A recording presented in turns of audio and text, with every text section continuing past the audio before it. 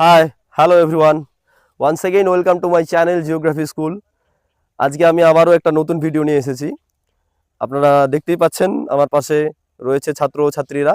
আমি সপ্তম শ্রেণীর ছাত্র ও ছাত্রীদের নিয়ে আজকে এসেছি উত্তর দিনাজপুরের বাহারাইল নামক জায়গা, যা হেন্তাবাদ ব্লকের অন্তর্গত। তাদের আমি জল দূষণ চ্যাপ্টার পড়াচ্ছিলাম, তো সেখানে জল দূষণ চ্যাপ্টার মধ্যে তাদের বাস্তব কিছু উদাহরণ তুলে ধরার জন্য আমি তাদের এক গ্রাউন্ডের মধ্যে নিয়ে এসেছি। এখানে আমি তাদের জল দূষণ সম্পর্কে এবং জল দূষণের ফলে কী কী হতে পারে এবং ইউট্রিফিকেশনের ব্যাপারটা সম্পূর্ণই ওদের বাস্তব উদাহরণ সম্মুখীন দিয়ে একেবারে গ্রাউন্ডের মধ্যে এসে তাদেরকে বোঝানোর চেষ্টা করছি। তো চলুন দেখা যাক কীভাবে কী জল দূষণ হয়, তাদেরকে বোঝানোর চেষ্টা করছি। আমি ক্যামেরাম্যানকে বলবো সামনে দেখাতে যে আপনারা দেখতে পাচ্ছেন এখানে প্রচুর পরিমাণে এই একটা পুকুর, বিশাল এলাকা জুড়ে পুকুর। সামনে আসো, সামনে আসো। এই বিশাল এলাকা জুড়ে পুকুরের মধ্যে আমি যাতে পড়ে না যাই, আমি এই কচুরি পানা প্রচুর পরিমাণে জন্মেছে দেখেন।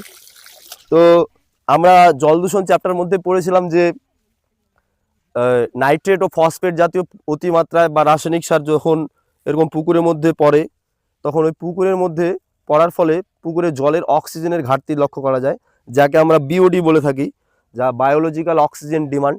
এই বিওডির পরিমাণ যখন অত্যাধিক মাত্রায় কমে যায়, তখন এরকম জলের মধ্যে প্রচুর পরিমাণে শৈবাল জাতীয় উদ্ভিদ জন্মায়।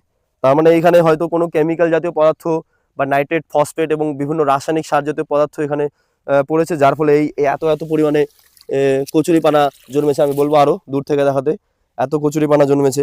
ফলে এই পুকুরের মধ্যে অক্সিজেনের ঘাটতি অবশ্যই দেখা দিবে, এবং অক্সিজেনের ঘাটতি দেখা দিলেই পুকুরের মধ্যে যে সমস্ত জীব, বিশেষ করে মাছ, এরা একটা সময় মারা যেতে পারে, বা পুকুরটাও ধীরে ধীরে একটা সময় মজে যেতে পারে। কারণ এই সমস্ত উদ্ভিদ জলের সমস্ত অক্সিজেনের ঘাটতি, মানে এই সমস্ত উদ্ভিদ, শৈবাল, আগাছা জাতীয় উদ্ভিদ বা কচুরিপানা জাতীয় উদ্ভিদ অক্সিজেনকে শোষণ করে নেয়। ফলে বিওডির পরিমাণ অনেকটাই কমে যায় এবং জলজ যে প্রাণী বা উদ্ভিদরা থাকে, প্রাণীরা থাকে, সেটা মারা যায়। এই ঘটনাটাকে আমরা ইউট্রিফিকেশন বলে থাকি।